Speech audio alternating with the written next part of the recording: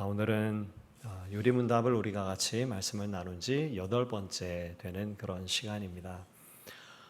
이제는 우리가 함께 나누고 있는 이 교리의 흐름을 간단하게 우리가 다시 또 살피는 것이 우리에게 조금 더 익숙해지지 않을까 그렇게 생각이 듭니다. 사랑하는 성도 여러분, 우리가 우리 하나님과 다시금 화해함을 얻고 그리고 하나님의 은혜를 얻기 위해서 우리에게 필요한 것이 있었습니다. 그것은 바로 우리의 죄값을 대신 치러줄 하나님의 의를 만족시켜줄 중보자가 우리에게 필요했죠. 그리고 여러분, 그 중보자로 이 땅 가운데 오신 분이 예수님이신 것을 우리가 이미 살폈습니다. 예수님께서 십자가에 달려 죽으심으로 참 인간이시고 참 하나님이신 그분이 모든 인간을 향한, 모든 죄악을 향한 하나님의 진노를 대신 담당하심으로 죄값을 주님께서 치르셨습니다. 그러면 주님께서 십자가 달려 죽으셨으므로 이 세상에 있는 모든 이들이 다 그 구원의 은혜를 받아 누릴 수 있게 된 것입니까? 우리 주님과 아무런 상관을 갖고 있지 아니한 모든 이들이 그러면 주님의 그 십자가의 그 구속의 은혜를 함께 덧입을 수 있었던 것이었나요? 그렇지 않은 것을 우리는 이미 살폈었습니다. 사랑하는 성도 여러분, 누가 중보자이신 예수 그리스도의 은혜를 덧입어서 구원을 얻을 수 있습니까? 어떤 사람이 바로 그 구원을 얻을 수 있던가요? 바로 그것은 주 예수와 함께 하겠습니다. 연합한 사람입니다. 이것은 우리에게 이제 익숙해지리라 그렇게 생각됩니다. 그리고 저는 이 대목을 이야기할 때마다 늘 같은 모션을 취할 거거든요. 그러니까 우리가 주 예수 그리스도의 그 은덕을 어떻게 우리가 덧입게 되는가, 우리가 어떻게 예수님의 죽으심 가운데 나의 죄도 이 문제도 같이 해결되는가, 그건 매우 단순하죠. 그건 우리가 주 예수 그리스도와 연합해 있으면 예수님께서 죽으신 그 죽으심이 바로 나의 죽으심이 될 것이고 주님께서 부활하신 그 부활하심이 바로 나의 부활하심이 될 것입니다. 그러므로 누가 구원을 얻는가? 주 예수와 연합한 사람이 구원받는 것을 다시금 분명하게 확인하는 저와 여러분이시기를 소망합니다. 그러면 이제 또 뒤쫓아오는 그런 질문이 생기죠. 여러분, 어떻게 우리가 주 예수 그리스도와 연합할 수 있습니까? 그것은 참된 믿음으로 주 예수와 연합한다고 오늘 이미 지난주에 우리가 함께 말씀을 살폈습니다. 그리고 그러면 참된 믿음은 어떤 것인가? 그냥 내가 굳게 믿으면 되나? 그것이 아니고 참된 믿음을 우리 같이 한번 더 따라 하실까요? 참된 믿음은 확실한 지식과 굳은 신뢰입니다. 당연한 것이죠. 덮어놓고 예수님이 어떤 분이신지, 하나님이 어떤 분이신지도 알지 못한 채 그저 내가 내 머릿속에서 상상하는 그런 하나님, 내가 스스로 생각하는 그런 예수님을 바라면서 그 예수님을 믿고 하나님을 믿는다면 여러분, 그것이 참다운 믿음이 될 수 있을 턱이 없습니다. 그래서 우리는 확실한 지식, 그 확실한 지식은 성경을 통해서 우리에게 주신 모든 말씀이 진리라는 것, 그게 바로 확실한 지식이라고 우리가 함께 살폈었죠. 그래서 성경을 우리가 함께 읽고 우리가 이 하나님의 말씀을 살필 때 우리 마음 가운데 와닿는 구절들만 우리가 선택해서 내 선호에 맞는 것만 내 입맛대로 선택해서 그 말씀을 받으면 안 된다고 우리가 이미 말씀을 살폈습니다. 우리 하나님의 말씀이 어떠한 것인지, 우리 하나님이 어떤 분이신지 우리의 입맛대로 우리가 하나님을 선택하는 것이 아니라 하나님의 말씀이 우리에게 계시하여 주시는 그대로 우리가 하나님을 알고, 여러분 그러면 어떻게 될까요? 저는 장담합니다. 그 하나님을 알면 알수록 여러분은 하나님을 사랑하시게 될 겁니다. 그 하나님이 어떤 분이신지 알면 알수록 여러분은 하나님 앞에 탄복하지 않을 수 없을 겁니다. 왜냐하면 하나님이 바로 그렇게 아름다운 분이시라고 성경이 우리 가르쳐주고 있기 때문에 그런 거죠.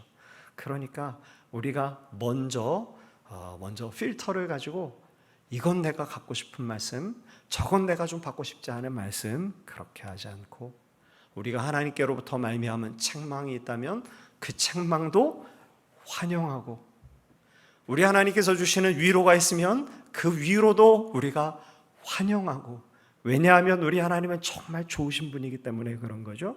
그렇게 우리가 하나님의 말씀을 우리가 가감하지 않고 말씀을 그대로 받을 수 있는 저와 여러분, 우리 모두가 되게 되시기를 간절히 소망합니다. 두 번째로 굳은 신뢰는, 여러분 같이 한 번 더 따라하겠습니다. 굳은 신뢰는 성령께서 복음을 말미암아 주십니다.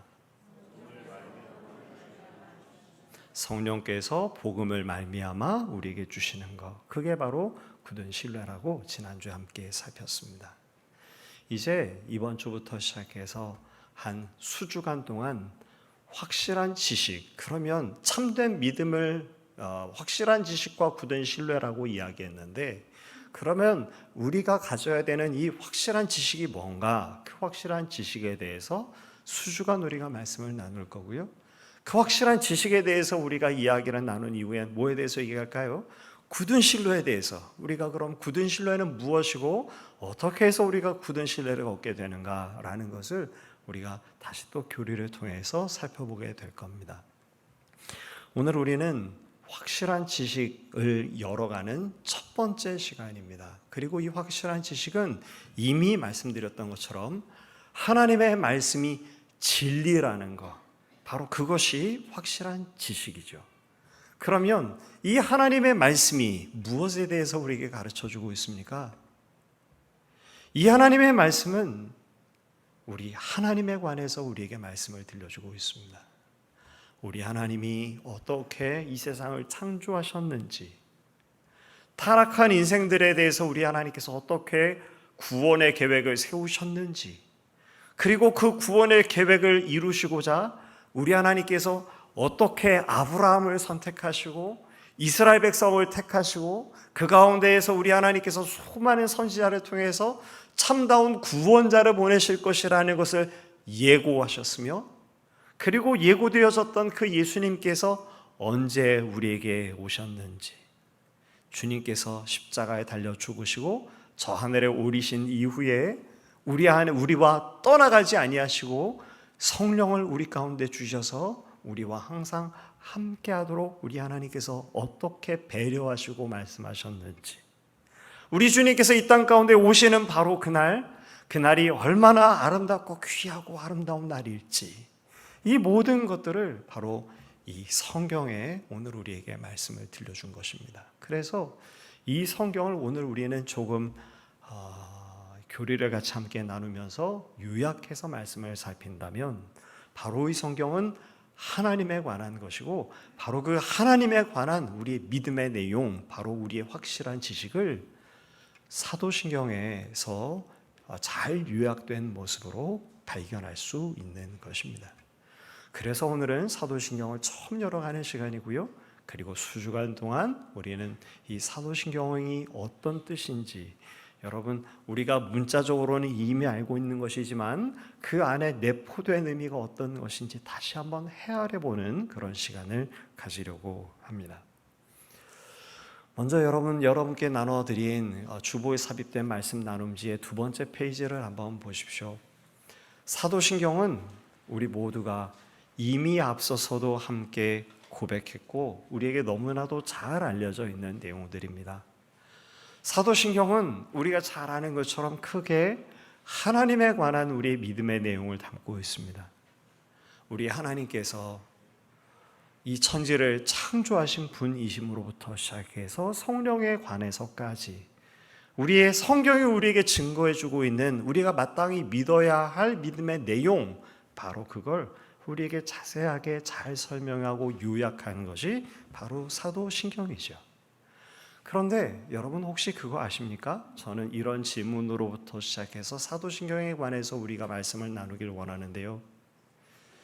침례교회에는 사도신경을 예배 중에 고백하지 않습니다. 여러분 혹시 그걸 아시나요? 물론 모든 침례교회가 다 그렇지는 않습니다.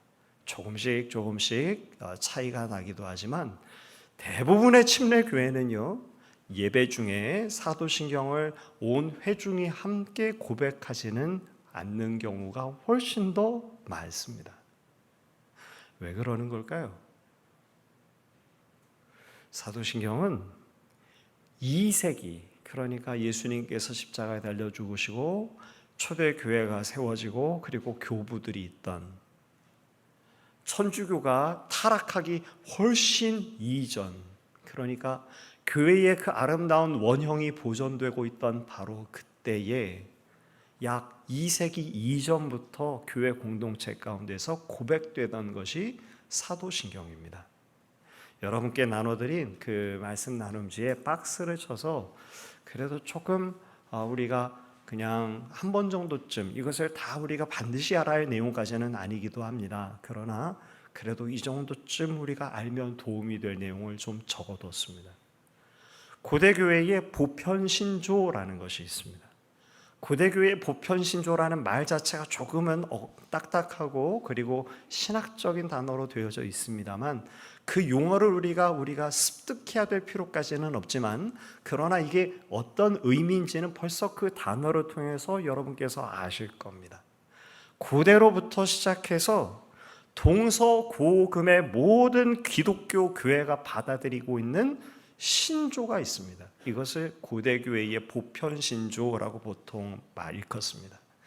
이 고대교회의 보편신조, 그러니까 기독교라고 한다면 모든 교회가 그 교단이 장로교든지 감리교든지 침례교든지 어떤 교단이든지 그 교단이 심지어 천주교라고 해도 기독교의 범주 속에 들어갈 수 있다고 한다면 모든 교회들이 보편적으로 고백하는, 그리고 인정하고 받아들이는 그런 신앙 고백들입니다.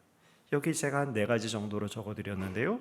사도신경, 그리고 니케아 신경, 아타나시우스 신경, 칼게톤 신조, 이런 것들이 고대교회의 보편신조라고 알려져 있는 것들입니다. 그러니까 이 신조들을 믿고 고백하는 교회들은 그래도 기독교 교회라고 우리가 일컬어주는 그런 교회들인 거죠.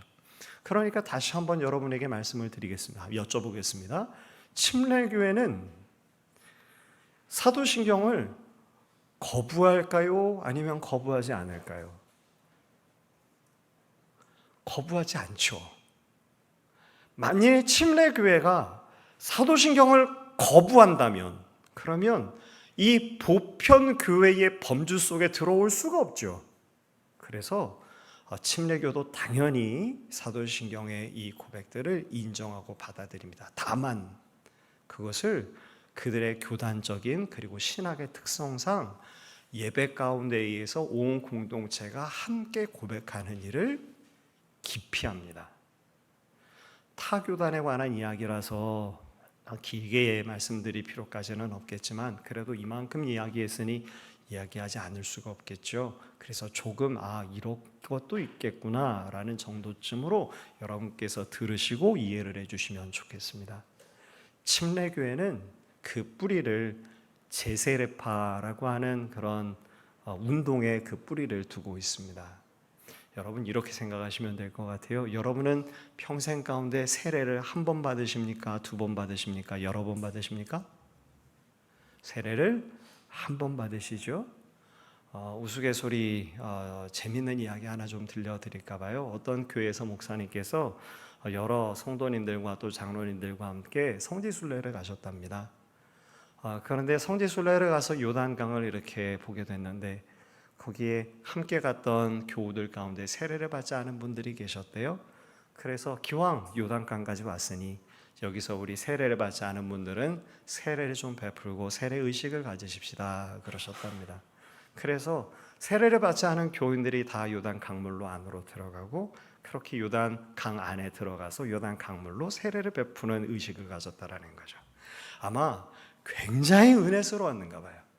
그랬더니 그 은혜스러운 예식 가운데서 어떤 장로님께서 목사님께 목사님 저 옛날에 세례 받았는데 그때 세례받을 때 사실은 제가 엉터리로 대충 받았습니다. 한 번 더 세례해 주시면 안 되겠습니까? 그랬다라는 거죠. 여러분, 세례를 했겠습니까? 안 했겠습니까? 안 했죠.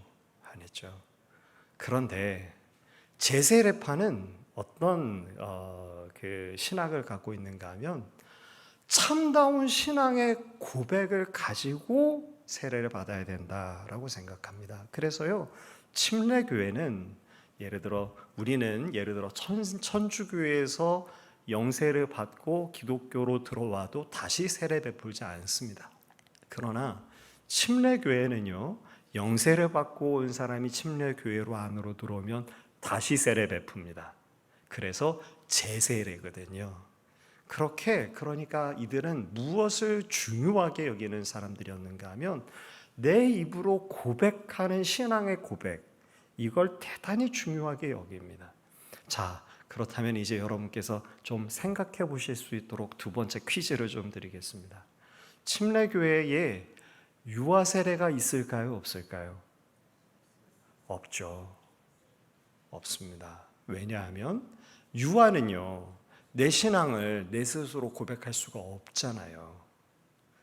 침례교회에서는 그런 겁니다. 우리는 우리의 믿음의 가정에서 태어난 아이가 믿음의 언약 안에 함께 있다라는 것을 우리가 알아서 그 스스로 믿음을 고백하기 이전까지도 여전히 언약 가운데 있는 사람이다 여겨서 우리가 세례를 베풉니다.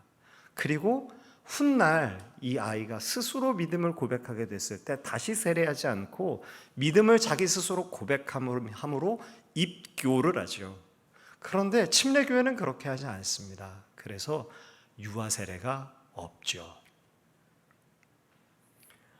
우리가 예배 가운데 함께 낭독하는 이 사도신경에는요, 12가지의 믿음의 고백이 담겨 있습니다. 나는 믿습니다. 우리 하나님께서 천지를 창조하신 것을 나는 믿습니다. 로부터 시작해서 성자 예수님에 관한 믿음의 내용들, 성령님에 관한 믿음의 내용들, 그래서 사도신경 안에는요 12가지의 믿음의 내용이 담겨져 있습니다. 그런데 여러분 생각해 보십시오. 온 회중이 모였는데 이 중에 있는 사람들이 전부 다 이 12가지의 믿음의 고백을 다 인정하고 있을까요? 침례교는 그런 관점 때문에 그 중에 어떤 사람은 5가지, 어떤 사람은 10가지, 어떤 사람은 12가지를 믿는데 이 믿음의 고백을 중요하게 여기다 보니 그저 회중이 함께 고백하는 12가지의 믿음의 고백을 함께 할 수가 없는 거죠. 그래서 침례교도 당연히 사도신경의 이 믿음의 내용들을 인정하고 받아들입니다. 고대교회의 보편 신조니까요. 그런데 다만 그것을 예배 가운데서 온 회중이 함께 고백하는 일은 피합니다. 사랑하는 성도 여러분, 우리는 침례교도가 아니고 우리는 장로교인들입니다. 이 이야기 듣고 우리가 혹시 침례교인인가 생각하지 않으시기를 바랍니다. 다만 이런 이야기들을 통해서 우리가 간접적으로 분명하게 알 수 있는 게 있습니다. 그것은 무엇인가 하면 사도신경은 참으로 귀한, 그리고 모든 교회가 보편적으로 고백하는 믿음의 내용 12가지를 그 안에 담고 있구나. 이것은 여러분 기도일까요? 사도신경은 기도가 아니죠. 사도신경은 우리가 믿고 있는 나의 믿음에 관한 믿음의 고백인 겁니다. 초대교회 때로부터 지금에 이르기까지 보존되어 왔던 모든 교회들이, 그리고 모든 그리스도인들이 공통적으로 고백하는, 저는 믿습니다. 저는 어떤 다른 것을 믿지 않고 성부 하나님의 창조와 성자 예수님의 구속과 성령 하나님의 성화하시는 그 구속을 우리에게 적용시키시는 그 하나님의 은혜를 오늘 우리는 믿습니다 라고 고백하는 것이 바로 사도신경입니다. 그러니까 여러분, 우리가 이 사도신경을 할 때 눈을 감고 해야 될까요? 눈을 뜨고 해야 될까요? 눈을 감고 하면 안 될까요? 눈을 뜨고 해야만 할까요? 이러든지 저러든지 상관없죠. 그런데 다만 중요한 것은 우리가 믿음의 고백을 하면서 이것이 우리의 암송에서 하는 어떤 기도의 말이 아니고 이건 분명 나의 믿음에 대한 고백이라는 사실. 그러니까 내가 고백하면서 내가 지금 뭘 믿고 있는지 그걸 온 회중이 함께 모여서 주님, 우리는 교회입니다. 그리고 교회로 모인 오늘 우리는 정통신앙을 우리가 가진 사람들로서 우리 하나님이 이러이러한 분이라는 사실을 주님, 제가 믿습니다. 이렇게 주님께 고백하고 또 우리 옆에 있는 우리 형제와 자매들에게 내가 이와 같이 믿듯이 당신도 바로 그것을 믿는 거 아니요? 그러니 오늘 우리 모두가 같은 믿음의 한 공동체요 라는 것을 선언하고 고백하는 것이 바로 그것이 사도신경인 것입니다. 그러므로 저는 좀 그렇습니다. 저의 선호는 이 사도신경을 할 때 눈을 뜨고 하는 게 전 훨씬 더 좋더라고요. 그래서 여러분 사도신경 할 때 저랑 눈 마주치시는 분들이 좀 계시죠? 네, 저는 그렇습니다. 눈을 감지 않고 이미 암송하고 알고 있는 것이지만 다시 그것을 펼쳐서 텍스트로 글자로 적혀져 있는 그 내용을 읽으면서 내가 믿는 내용이 무엇인지를 다시금 생각하면서 고백하는 것이 그것이 저에겐 더 유익이 되고 또 그것이 저에게 더 은혜가 돼서 그리고 정신을 똑바로 차리고 내가 믿고 있는 내용이 무엇인지를 다시 확인하고 싶어서 그래서 저는 눈을 뜨고 사도신경을 고백합니다. 여러분의 편하신 방법으로 하시되 그러나 이 사도신경이 무엇에 관한 이야기인지 성부 하나님과 성자 예수님과 성령님에 대해서 내가 믿고 있는 그 믿음의 내용을 고백하는 것이 여러분 아까 말씀드렸잖아요. 그리스도와 연합하게 하는 것이 무엇입니까? 참된 믿음이라고 우리가 나눴죠. 참된 믿음이 무엇입니까? 하나님을 바르게 아는 확실한 지식, 바로 그것이 우리의 참된 믿음이라고 우리가 나누지 않았던가요? 그래서 사도신경을 읽을 때 이 순서가 그저 입에서 줄줄줄줄줄 나오면 조금 곤란하고 그것을 우리가 뇌리 가운데서 생각하고 새기면서 우리가 고백해야 되는 것이 바로 이 사도신경인 것입니다. 앞으로 우리가 사도신경을 수주간 동안 말씀을 나누고 오늘은 크게 접근하는 첫 번째 시간이기 때문에 사도신경이 기록하고 있는 큰 내용들을 한 세 덩어리로 우리가 살펴볼 수 있습니다. 첫 번째는 무엇일까요? 성부 하나님이시죠. 성부 하나님께서 하신 일이 무엇입니까? 창조하십니다. 성자 예수님께서 하시는 일이 무엇입니까? 성자 예수님께서 우리 하나님 아버지께서 세우신 구속의 계획을 실행하셔서 그래서 성자 예수님은 우리를 구속하십니다. 성령님은 무엇을 하실까요? 성령님께서는 우리를 성화시키십니다. 또는 좀 이것을 달리 표현해서 예수님의 그 구속을 우리에게 적용시켜 주시는 분이 바로 성령님이십니다. 여러분께 여쭤보겠습니다. 여러분 중에 혹시 우리 하나님께서 창조하신 거 모르시는 분 계십니까? 예수님께서 우리의 구원자가 되시는 거 모르시는 분 계십니까? 성령께서 우리 안에 계셔서 우리를 성화시키시고 우리를 인도하시는 거 그거 우리가 그래도 교회 생활 조금만 해도 그 정도쯤 우리가 들어보고 우리가 알고 있는 거죠. 그런데 여러분 다시 또 생각해 볼 필요가 있습니다. 창조주 하나님이 되신다라는 것을 오늘 우리가 믿습니다 라고 고백하는 것은 어떤 뜻을 갖고 있는 걸까요? 우리가 주님께서 가르치신 기도할 때 하나님의 나라가 오시옵소서라고 우리가 기도하죠. 전능하사 천지를 만드신 이거는 사도신경이고요. 주기도문은 하늘에 계신 우리 아버지요 이름이 거룩히 여김을 받으시오며 나라가 임하시오며 뜻이 저 하늘에서 이루어진 것 같이 땅에서도 이루어지이다. 우리가 그렇게 기도합니다. 여러분 이 기도 속에 내포된 의미가 있는 거 여러분 우리가 아시죠? 하나님의 나라가 오시옵소서. 이게 뭡니까? 주님께서 다스려 주시옵소서라는 거죠. 하나님의 뜻이 저 하늘에서 이루어진 것 같이 이 땅 가운데서도 하나님의 나라와 하나님의 뜻이 온전히 이루어지도록 하나님 함께 해 주십시오라고 우리가 주 기도를 기도할 때마다 늘 그렇게 기도하는 겁니다. 그런데 이 기도 속에 무엇이 같이 내포되어 있나요? 주님, 우리를 다스려 주시옵소서라고 기도할 때 당연히 그 속에는 주님, 제가 주님의 다스리심을 받겠습니다 라는 게 그 안에 내포되어 있는 거 아닙니까? 우리가 기도합니다. 우리의 죄를 용서하여 주시옵소서라고 기도합니다. 그런데 그 앞에 뭐라고 우리가 기도하죠? 우리가 우리에게 죄 지은 자를 사하여 준 것 같이. 똑같은 겁니다.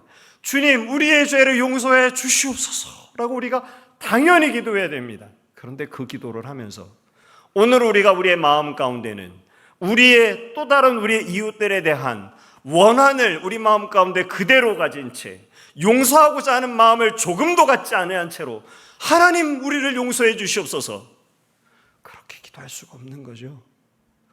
하나님 우리를 용서해 주시옵소서라고 기도할 땐 우리 안에 어떤 마음이 내포되어져야 되는 것일까요? 주님, 우리가 우리에게 죄 지은 자도 용서하겠습니다 라고 하는 것이 그 안에 내포되어져 있는 것처럼 우리 하나님께서, 성부 하나님께서 창조하셨다라고 하는 것은 어떤 뜻을 갖고 있는 걸까요? 그 안에는 주님은 우리의 창조자십니다 라는 그 고백엔, 그 믿음의 고백엔 주님, 저는 피조물에 불과합니다 라는 그 고백이 함께 내포되어져 있는 거죠. 성자 예수님께서 구원자가 되십니다 라고 하는 이 고백을 드릴 땐 여러분, 무엇이 그 고백 속에 내포됩니까? 주님, 저는 그 주님의 구원을 필요로 하는 죄인입니다. 저는 제 스스로를 구원할 수 있는 길이 없습니다 라고 하는 그 고백이 성자 예수님의 구속에 대해서 이야기할 때, 그것을 고백할 때 그 속에 내포되어 있는 겁니다. 성령님의 성화도 마찬가지입니다. 우리가 이미 지난주에 말씀을 나눴습니다만 우리 안에 있는 작은 믿음이 있다면 그 믿음은 누가 주신 건가요? 성령 하나님께서 우리에게 주신 거 아닙니까? 무엇을 수단으로 해서 우리 안에 그 믿음을 주셨습니까? 복음을 수단으로 하셔서 주님께서 우리 안에 하나님을 믿는 그 작은 믿음을 우리 하나님께서 주신 거 아닙니까? 그러니까 성령께서 성화하신다라는 것을 우리가 고백할 땐 그 안에 주님, 제 안에 저를 변화시킬 수 있는 아주 조그마한 능력도 하나님 제게 없습니다. 그 복음의 구원을 내게 적용시키실 수 있는 분은 오직 하나님 한 분이십니다. 내 안에 주님을 향한 믿음이 있다면 이것은 저로부터 말미암은 게 아니고 우리 하나님께서 내게 주신 선물입니다 라는 것이 이 고백 속에 함께 담겨져 있는 것입니다. 오늘 우리가 이 사도신경을 우리가 큰 틀에서 살펴보게 되어지면서 성부 하나님의 창조와 성자 예수님의 구속과 성령 하나님의 성화하시고 그 구원을 적용하시는 그 하나님의 은혜가, 그것을 고백하는 그 고백 속에 우리의 그 고백 속에 무엇이 함께 담겨져야 하는 것인지 그것을 다시 한번 확인하는 저와 여러분이 되게 되시기를 간절히 소망합니다. 그리고 저는 이제 이런 질문을 하나 더 드리고 싶습니다. 사랑하는 성도 여러분, 여러분은 성부 하나님, 성자 예수님, 그리고 성령님을 여러분은 모두 진실로 믿으십니까? 혹시 성부 하나님은 몰라, 성령 하나님 나 잘 몰라, 난 예수님만 좋아, 혹시 그런 분은 없으십니까? 성부 하나님 왠지 잘 모르겠는데 좀 염라대왕 같이 무섭고, 예수님 저 십자가에 달려 죽으셨는데 그 피 흘리신 게 왠지 내게는 좀 섬찟하고, 난 내 마음을 뜨겁게 하시는 성령님만 좋아, 혹시 그런 분은 안 계신가요? 오늘 우리가 우리의 믿음 가운데 우리 아버지 되신 하나님과 우리 예수님과 성령님을 오늘 우리는 치우침이 없이 우리 새 인격이시나 한 분이신 우리 하나님을 진실로 믿고 있는 것인가, 우리는 점검해야 될 필요가 있다고 저는 믿습니다. 예배학자들은 대표적으로 우리 최승근 목사님이 그런 이야기를 저에게 많이 들려줬어요. 예배학자들은 그렇게 이야기한다라는 거예요. 뭐라고 얘기하는가 하면, 당신들의 드리는 예배를 우리에게 보여주십시오.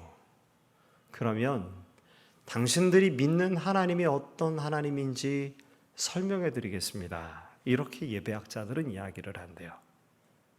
그러니까 이 말은 어떤 것인가 하면, 그 예배를 우리가 살펴보게 되면 그 교회가 혹은 그 공동체가 하나님을 어떻게 이해하고 믿고 있는지를 알 수 있다라는 거죠. 어떤 교회는 여러분 그런 거 있습니다. 하나님의 창조하심과 하나님의 섭리에 대해서는 뭐 좀 그냥 이렇게 가볍게, 예수님에 대해서도 가볍게, 그런데 뭐에 대해서만 뜨겁게? 성령님에 대해서만 뜨겁게. 어떤 교회는 예수님에 대해서만, 어떤 교회에 대해서는 아버지 되시는 하나님에 대해서만 그렇게 언급하고 그 하나님을 이야기하는 교회들이 있다라는 것입니다. 여러분, 요즘은 우리가 2부 예배 때 찬양을 조금 예배의 형식을 조금 바꾸어서 하고 있습니다만, 저희가 보통 우리가 예배를 드리면 찬송가를 보통 한 3곡 정도쯤 우리가 드립니다.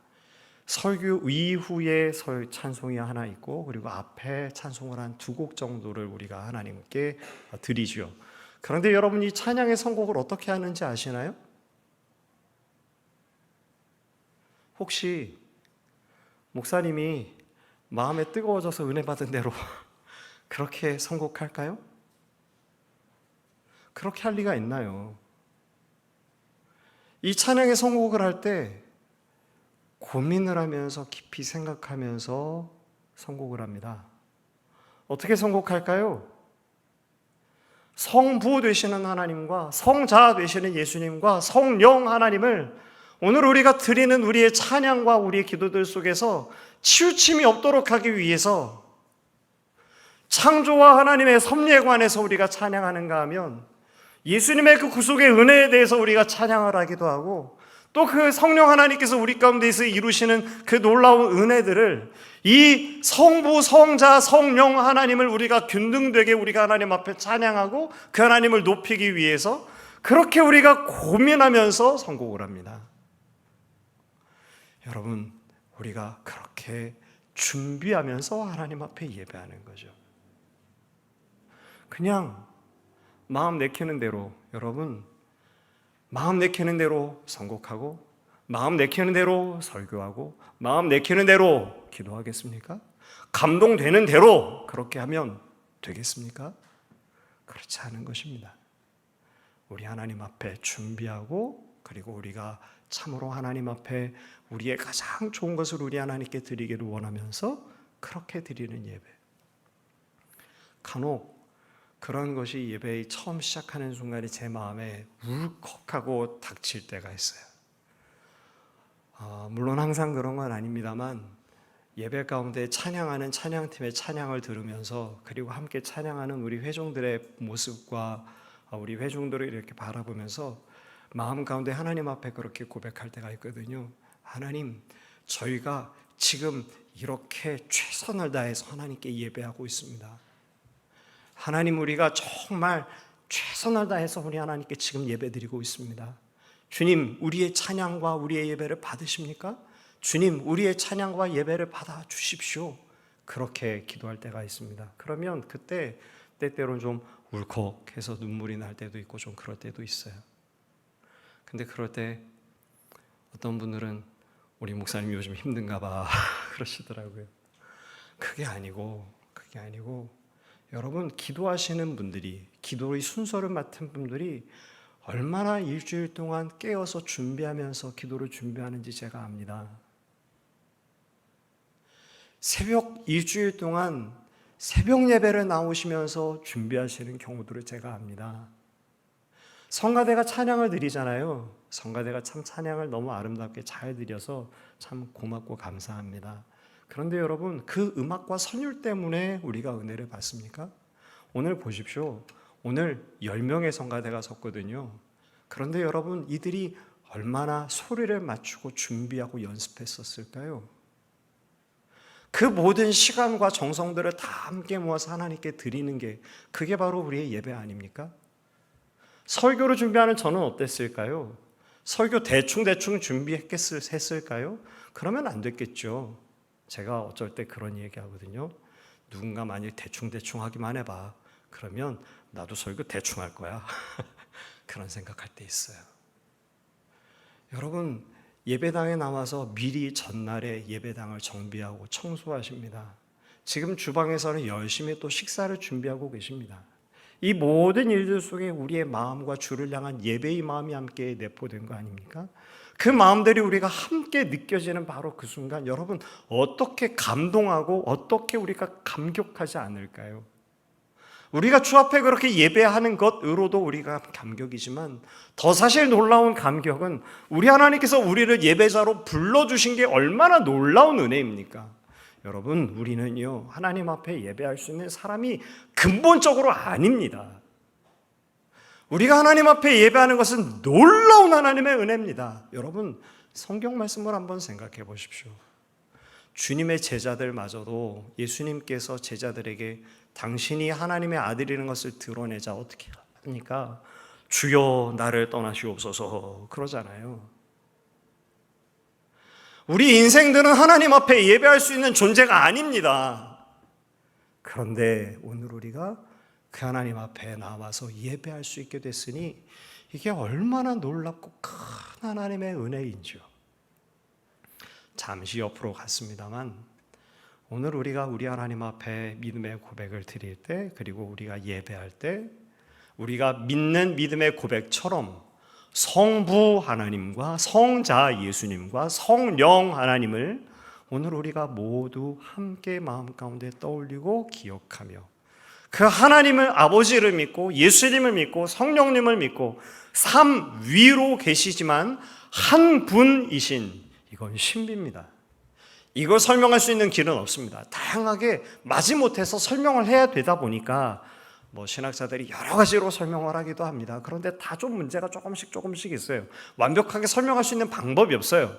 그런데 삼 위로 계시지만 동일하신 한 분이신 우리 하나님, 그 하나님을 오늘 우리가 그 신비하신 우리 하나님을 참으로 믿고 고백하는, 그리고 다음 주부터 이제 성부 하나님에 대해서, 성자 예수님에 대해서, 성령님에 대해서 우리가 믿고 고백하는, 익숙하게 고백하고 있는 이 믿음의 고백이 어떤 뜻을 함께 내포하고 있는 것인지 우리가 다시 살필 텐데, 이 말씀들 가운데 하나님 알기를 더 사모하게 되어지는 저와 여러분 우리가 되시기를 간절히 소망합니다.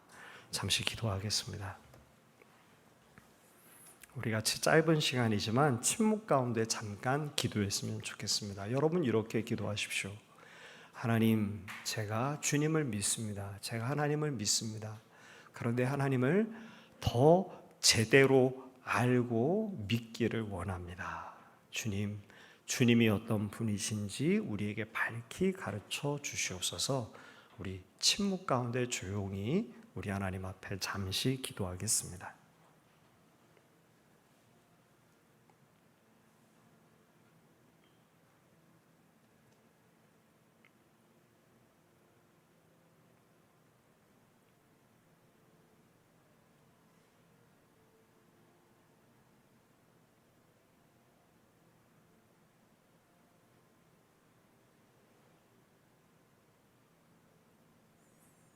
아버지 하나님, 오늘 우리가 익숙하게 고백하던 사도신경 가운데 있는 성부 하나님의 창조와 성자 예수님의 구속과 성령 하나님의 성화하시고 구속을 적용시키시는 것을 시간 잠시 살폈습니다.